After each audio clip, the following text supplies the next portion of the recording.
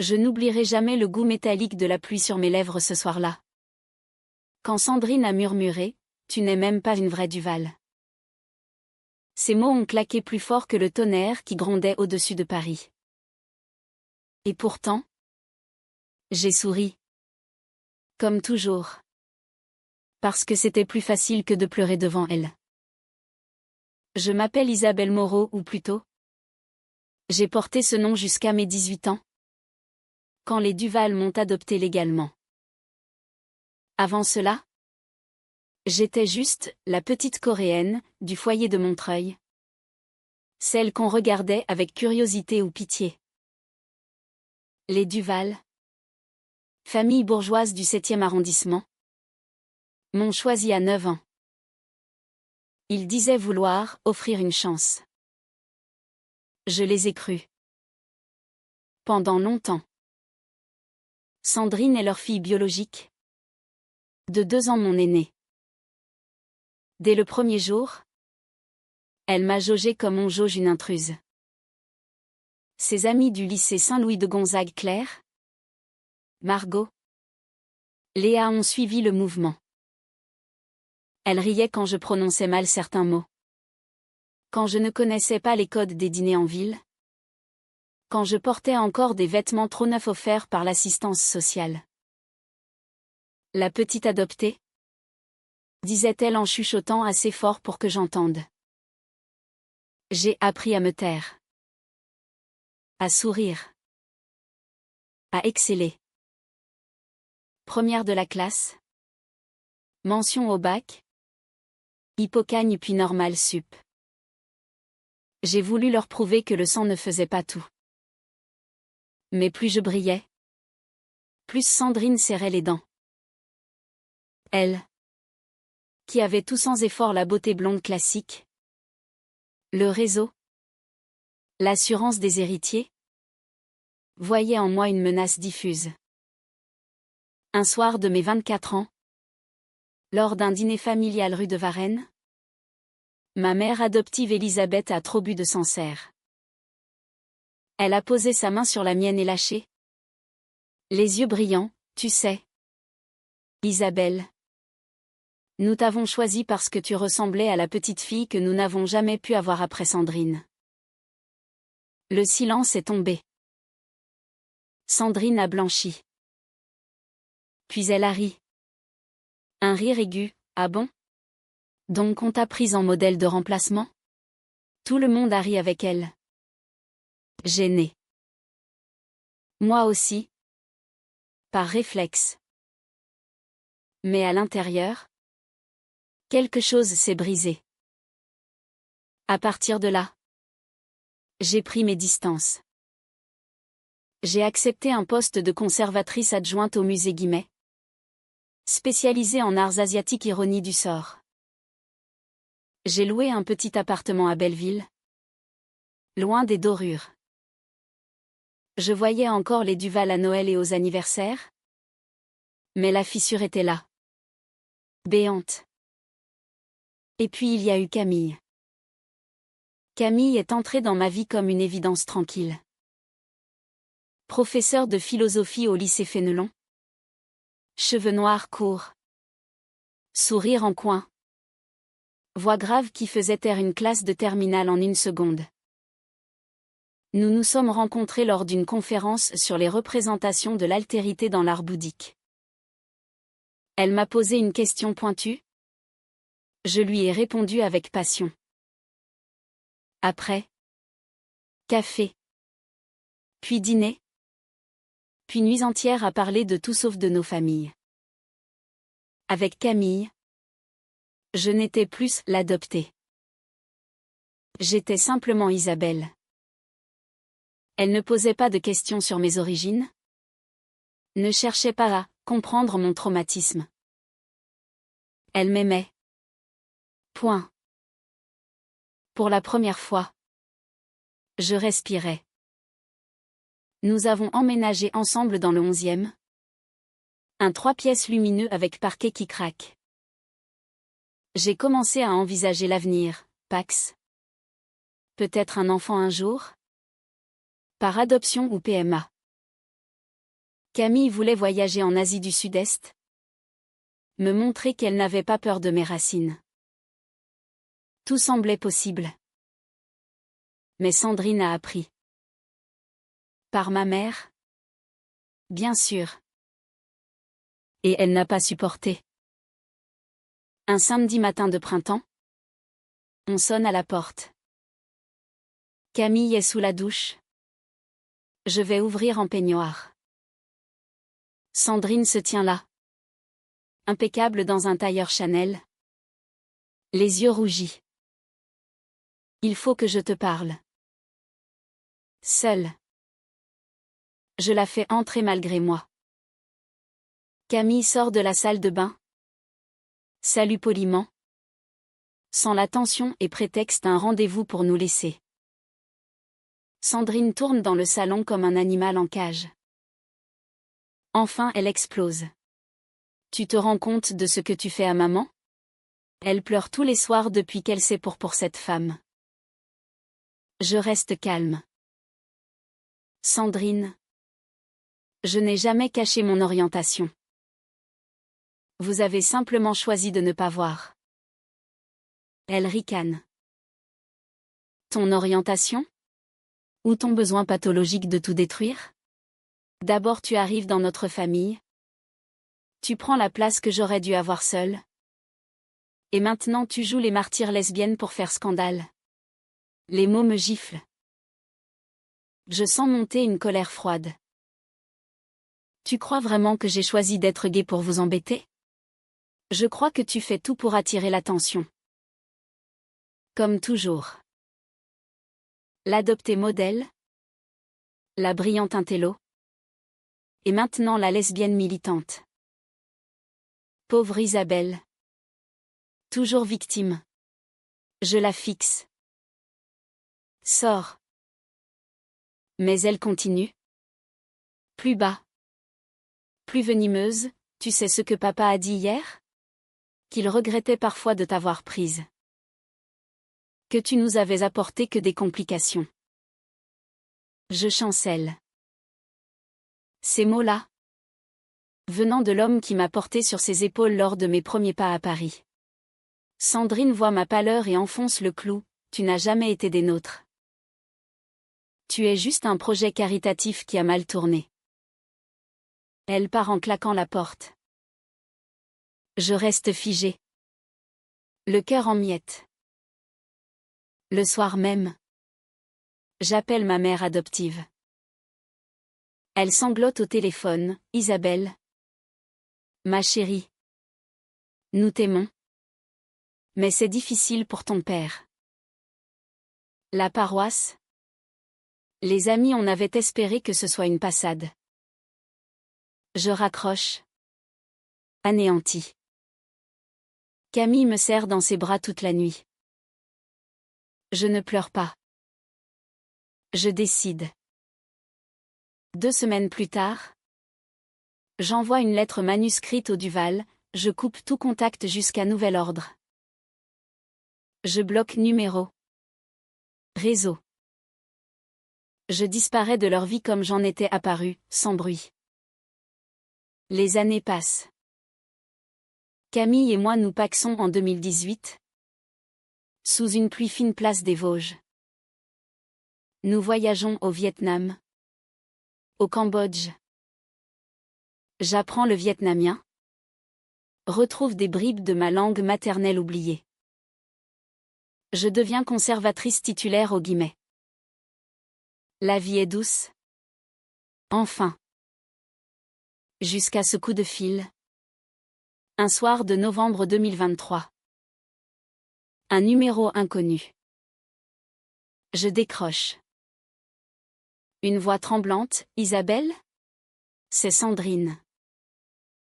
Je manque raccrocher immédiatement. Mais quelque chose dans sa voix, une fêlure que je ne lui connais pas me retient. Qu'est-ce que tu veux? Un silence. Puis, papa est très malade. Cancer du pancréas. Stade 4. Il demande après toi. Je ferme les yeux. Les images affluent, les dimanches à Deauville. Les parties d'échecs où il me laissait gagner. Sa main sur mon épaule le jour de ma remise de diplôme. Pourquoi maintenant? Parce qu'il ne lui reste que quelques mois. Et parce que maman ne va pas bien non plus. Dépression sévère. Elle ne sort plus de sa chambre. Je sens la colère monter. Vous m'avez rejeté. Vous avez laissé Sandrine dire des horreurs. Vous avez choisi votre confort. Je sais. Murmure-t-elle. Je sais tout ça. Mais Isabelle, tu es la seule qui puisse encore les sauver. Je fronce les sourcils. Les sauver? De quoi? Nouveau silence. Puis, financièrement. Papa a tout perdu. Mauvais placement? Dette. La maison rue de Varennes est hypothéquée. Ils vont tout perdre. Et toi tu as réussi. Ton poste. Tes conférences à l'étranger. Ton réseau. Tu connais des gens qui pourraient. Je ris. Un rire amer. Tu me demandes de l'argent? Après tout. Pas pour moi. Pour eux. Ils t'ont élevé. Isabelle. Ils t'ont donné un nom. Une éducation. Je coupe, ils m'ont donné une enfance conditionnelle. Et vous me l'avez repris dès que je ne correspondais plus à l'image parfaite. Elle pleure maintenant. Je t'en supplie. Viens les voir. Une fois. Juste pour leur dire au revoir. Je raccroche. Camille me regarde. Inquiète. Je lui raconte tout. Elle caresse ma joue, tu n'as aucune obligation. Mais si tu ne vas pas, tu le regretteras peut-être toute ta vie. Je passe des nuits blanches. La rage côtoie la culpabilité. L'envie de punir se heurte au souvenir de l'amour sincère qu'il y a eu. Autrefois. Finalement. Je prends rendez-vous avec mon père à l'hôpital Gustave-Roussy. Seul. Il est méconnaissable, amaigri. Peau jaunâtre. Perfusion au bras. Mais ses yeux s'illuminent quand il me voit. Ma petite fille, murmure-t-il en tendant une main tremblante. Je la prends malgré moi. Il pleure. Me demande pardon pour le silence. Pour la lâcheté. Me dit qu'il est fier de moi. Qu'il m'a toujours aimée comme sa vraie fille. Je pleure aussi.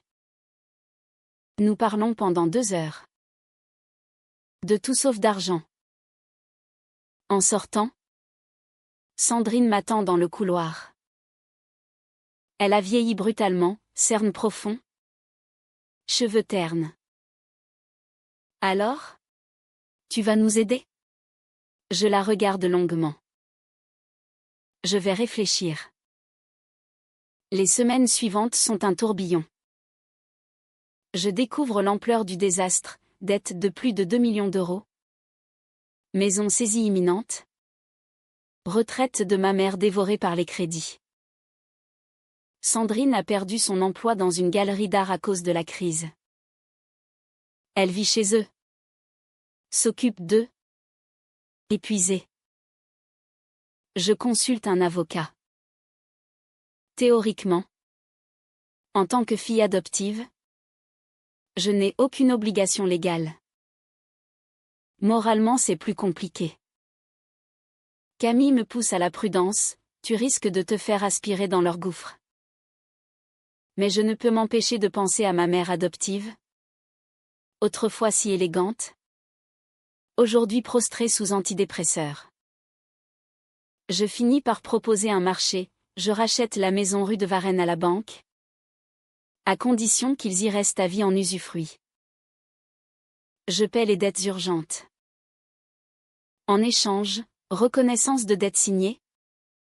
Et surtout, excuse publique écrite à moi et à Camille. Sandrine accepte tout. Les larmes aux yeux. Ma mère aussi. Dans un éclair de lucidité. Mon père. Avant de sombrer dans le coma. Murmure, merci. L'acte est signé en mars 2024. Je deviens propriétaire d'une maison que j'ai haïe et aimée à la fois. Mais le plus dur reste à venir. Un soir, alors que je range des affaires dans le grenier pour préparer des travaux, je tombe sur une boîte métallique fermée à clé. Curieuse, je force la serrure. À l'intérieur, des lettres. Des dizaines de lettres écrites par ma mère biologique coréenne. Entre 1995 et 2000. Adressées à l'agence d'adoption. Traduites en français. Je les lis. Le cœur battant. Elle n'avait pas abandonné par choix. Violée à 19 ans par un soldat américain en permission à Séoul. Famille traditionnaliste qui l'a chassée. Elle a accouché seule. M'a confiée pour me sauver de la honte. Elle écrivait chaque année pour avoir de mes nouvelles. Suppliait qu'on lui dise si j'étais heureuse. Les Duval n'ont jamais répondu. Pire, ils ont caché l'existence de ces lettres à l'agence. Ils ont même payé pour que le dossier soit classé, sans suite. Je tremble de rage. Tout ce temps. J'aurais pu savoir. Avoir un lien. Une histoire. Je descends. Les lettres à la main. Et les pose devant Sandrine et ma mère adoptive. Réveillée pour l'occasion. Vous saviez? Silence. Ma mère baisse les yeux. Sandrine devient livide. On pensait que c'était mieux pour toi. Balbutie ma mère. Ne pas remuer le passé. Je hurle pour la première fois de ma vie, vous avez volé mon histoire. Vous avez décidé à ma place ce qui était mieux. Sandrine tente, Isabelle. On voulait te protéger. Me protéger? Ou protéger votre image de famille parfaite? Je pars en claquant la porte. Laissant les lettres sur la table. Les jours suivants. Je ne réponds plus aux appels. Je dors mal. Camille me soutient. Mais je sens que quelque chose en moi s'est définitivement brisé. Un matin, Sandrine se présente chez nous.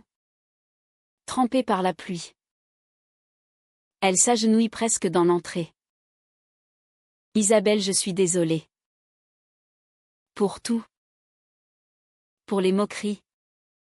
Pour les mots horribles. Pour les lettres.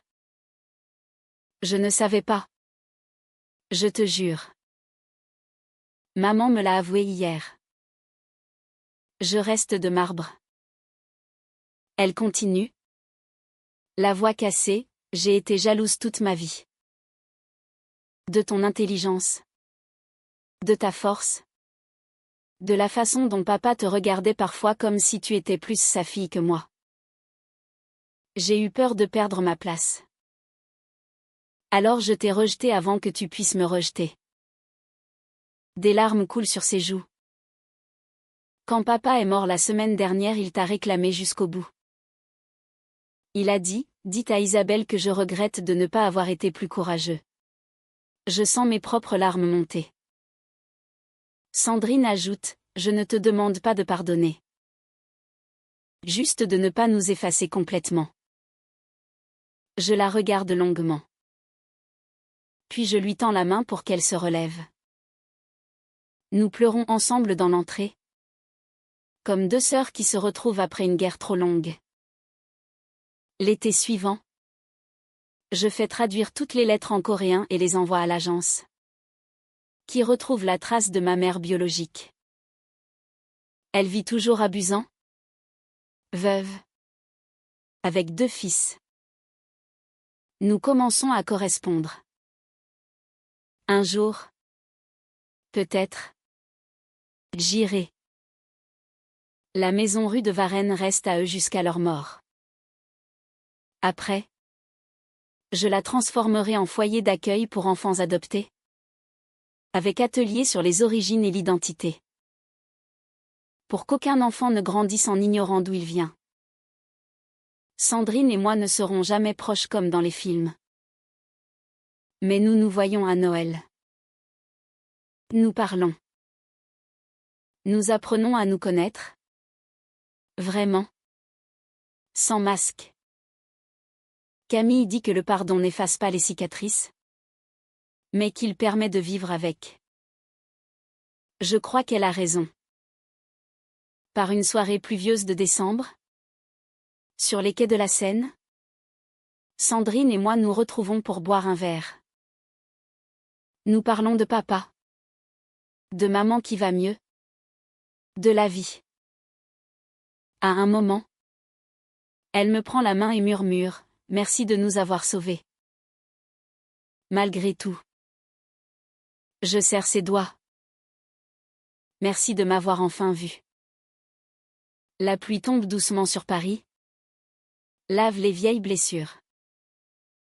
Et pour la première fois, je me sens entière, ni seulement adoptée, ni seulement française, ni seulement coréenne. Juste Isabelle.